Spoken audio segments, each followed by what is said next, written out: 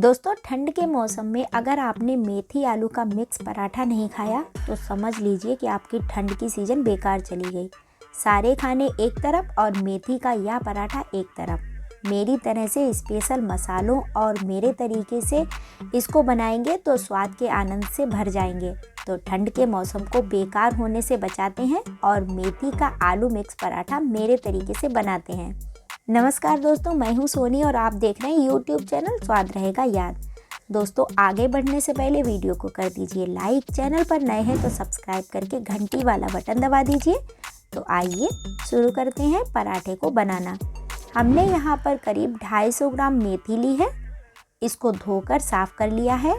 तो मेथी को काट कर रखते हैं अलग। और आपको पता ही है कि हमारे यहाँ भरवा पराठा बनता है तो उसके साथ बनता है एक स्पेशल मसाला। यह मसाला बनाना हम पहले भी बता चुके हैं, मगर जो साथी नए हैं उनको हम फिर बताएंगे कि यह कैसे बनता है। तवे पर हम लेंगे अजवाइन, जीरा, दोनों को बराबर मात्रा में लेना है और 2 कश्मीरी लाल मिर्च डालकर भूनेंगे। कश्मीरी लाल मिर्च इसलिए ली है कि मसाला ज़्यादा तीखा भी नहीं होगा और भुनी मिर्च की महक भी इसमें आएगी। मसाले रोस्ट हो चुके हैं। गैस बंद करने के साथ ही 2 चुटकी हींग, काला नमक और कसूरी मेथी डालकर मिक्स करेंगे। अब मिक्सी में डालकर इसका पाउडर बना लेंगे। तो भरमा पराठे का स्पेशल मसाला तैयार है। और अब हम एक बाउल में लेंगे आटा। अब इसमें कटी हुई मेथी की पत्तियों को डाल देंगे। इसके बाद मीडियम साइज में एक प्याज को बहुत ही बारीक करके काटा है, इसको भी डालेंगे। और अब हम नमक स्वादानुसार, आधा चम्मच गरम मसाला, 1 चम्मच धनिया पाउडर और अब हमारा भरमा पराठे का स्पेशल मसाला डालेंगे 2 चम्मच, आधा चम्मच कश्मीरी लाल मिर्च पाउडर, 2 चुटकी हींग, 2 छोटे चम्मच ऑलिव ऑयल डालेंगे और अब थोड़ा मिक्स करेंगे। अब हम यहाँ पर एक कच्चे आलू को इसमें कद्दूकस करेंगे और अब इसको मिक्स करके गूंथ लेंगे।